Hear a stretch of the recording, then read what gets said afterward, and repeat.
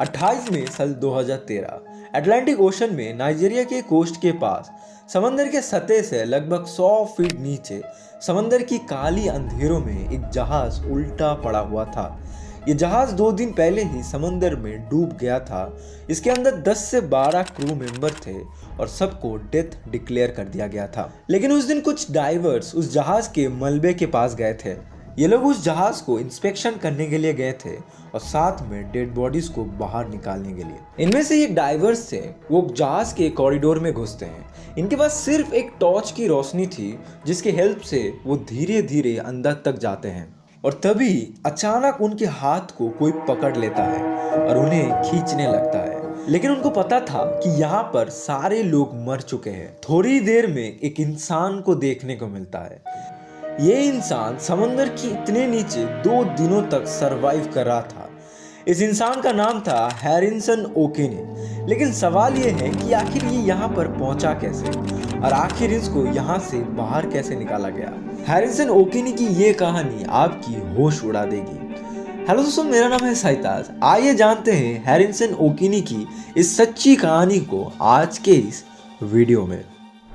Rescue for you now. A chef for an oil company who became trapped in a boat at the bottom of the sea for 3 days.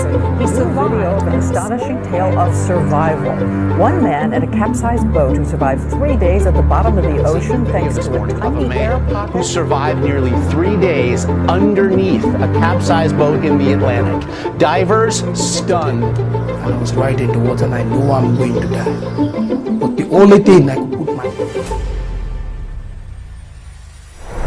हमारी कहानी की शुरुआत होती है एक छोटे से टग बोट से। टग बोट्स एक ऐसे बोट्स हैं जो बड़े जहाज़ों को एक जगह से दूसरी जगह में टो करने के लिए यूज होते हैं। ऐसे ही एक टग बोट है जिसका नाम जैक्सन 4 था। उसमें हैरिसन और जेकबा ओकेनी नाम का ये बंदा एक शेफ का काम करता था। 26 मई साल 2013 को एक जैक्सन 4 एक ऑयल टैंकर को टो कर रहा था। उसका ये डेली का काम था। लेकिन उस दिन अचानक समंदर में एक तूफान आ जाता है।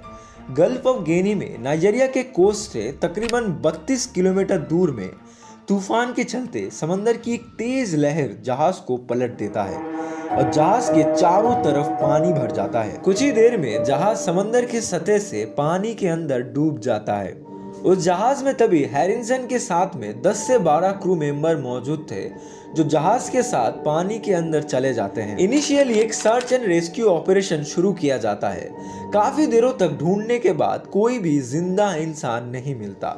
12 से 24 घंटों तक ढूंढने के बाद जब कोई भी जिंदा आदमी नहीं मिला तब कंपनी और अथॉरिटीज के द्वारा ऑफिशियली सभी को डेथ डिक्लेयर कर दिया गया। लेकिन हैरिसन का क्या हुआ? वो भी तो उसी जहाज के साथ समंदर के अंदर चला गया था। जब जहाज डूब रहा था हैरिसन जहाज की एक जगह को कस के पकड़ रखा था। जब जहाज फाइनली 100 फीट नीचे जाके रुक गया तब पानी उसे जहाज के और अंदर एक छोटे से एयर पॉकेट में ले गया। हैरिसन पहले तो वहां पर अपने आप को थोड़ा सा संभालने की कोशिश करता है क्योंकि हैरिसन उस जहाज का सिर्फ एक कुक था। उसे इस सिचुएशन में क्या करना चाहिए उसे कुछ भी नहीं पता था। यहाँ तक कि उस जगह पे कितनी देर तक का ऑक्सीजन है उसे उसके बारे में कोई भी आइडिया नहीं था। उसे सिर्फ इतना लग रहा था कि वो उस जगह पे कुछ ही देर में मरने वाला है। अब जहाज डूबते समय हैरिसन को छोटे मोटे काफी चोट भी लग गए थे। अब हैरिसन उस जगह पे अकेला था और सबसे बड़ी बात वो उस जगह पे कंफ्यूजन में था। जब थोड़ी देर में रेस्क्यू ऑपरेशन के दौरान रेस्क्यू टीम हैरिसन के आसपास में गए थे तभी हैरिसन को उन सारे लोगों की आवाज सुनाई दे रहे थे। हैरिसन उन लोगों को समझाने के लिए काफी जोरों से आवाज कर रहे थे लेकिन रेस्क्यूअर्स को हैरिसन का कोई भी आवाज सुनाई नहीं देता है और वो लोग उस जगह से लौट जाते हैं। हैरिसन ये देखकर अपना पूरा उम्मीद खो चुका था।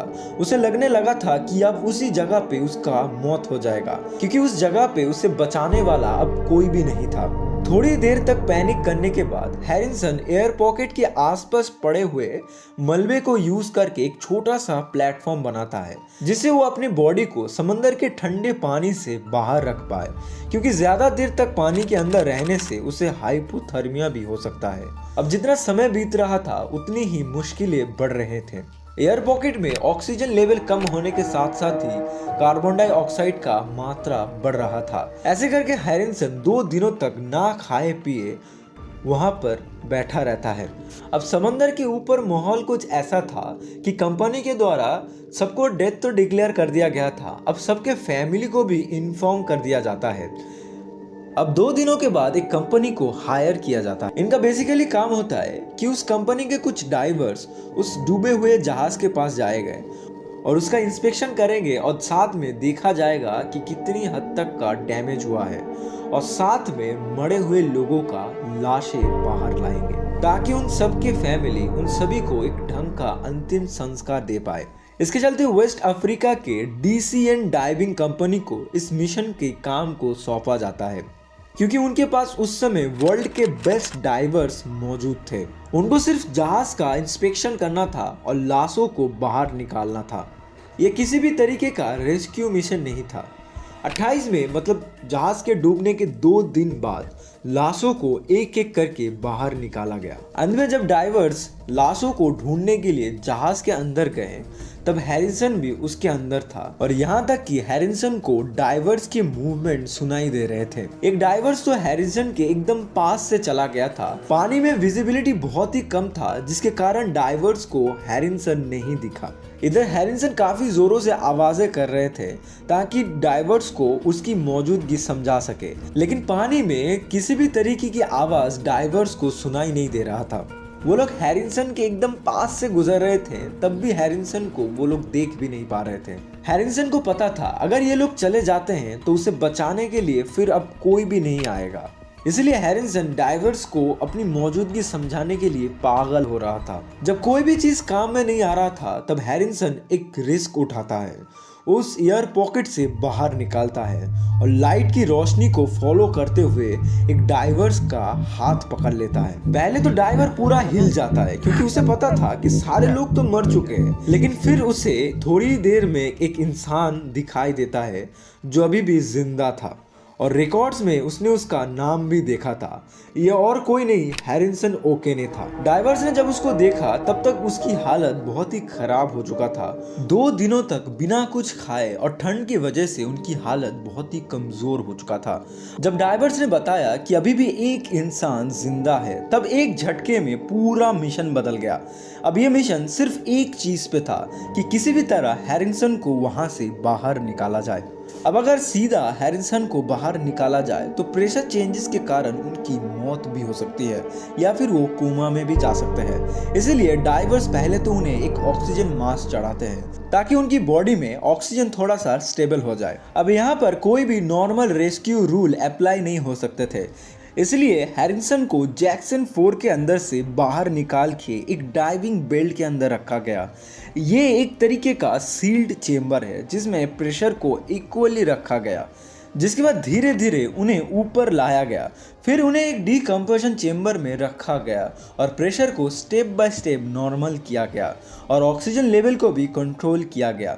यह प्रोसेस कई घंटों तक चला। जब डॉक्टर ने कंफर्म किया कि उनके अंदर जो नाइट्रोजन बबल्स बने थे वो सारे खत्म हो गए हैं और उनकी लंग्स भी अभी स्टेबल हो चुके हैं, तब जाके ही हैरिसन को नॉर्मल एयर में निकाला गया। 60 घंटों तक समुद्र के इतने नीचे सर्वाइव करने के बाद फाइनली हैरिसन खुली हवा में सांस ले पाए थे। हैरिसन ओकेने की ये केस शायद से दुनिया का पहला और एक लौता ऐसा केस है। जब एक इंटरव्यू में हैरिसन को इस सब के बारे में पूछा गया तब उन्होंने बोला वो काफी डरे हुए थे, अपनी फैमिली के बारे में सोच रहे थे और बहुत सारा प्रे कर रहे थे। हैरिसन ओकेने की ये कहानी आप लोगों को कैसा लगा कमेंट में जरूर बताना।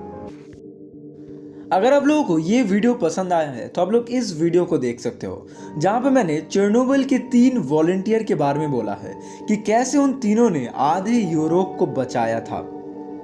यहां पर क्लिक करके देख सकते हो। बहुत बहुत धन्यवाद।